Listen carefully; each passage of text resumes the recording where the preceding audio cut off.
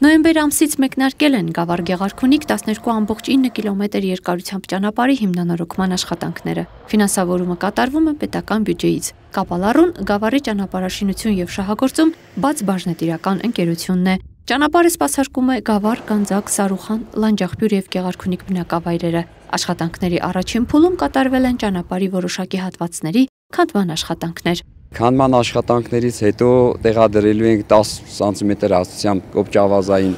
շերտ,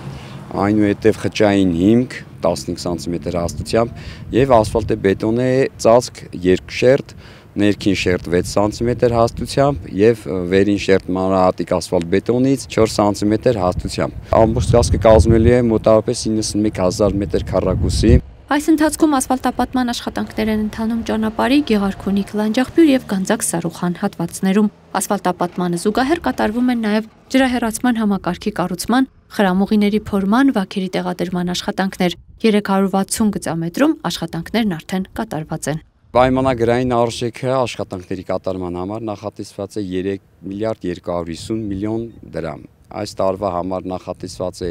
515 միլիոն դրամ, որը գրեթե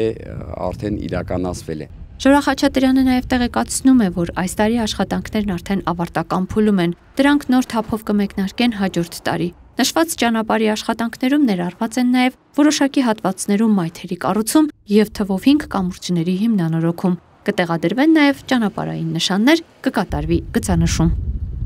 Ալբարտ Մանուկյան, Վարդգես Խաչատրյան, Քյավառ հեռուստաընկերություն, Գեղամա օր։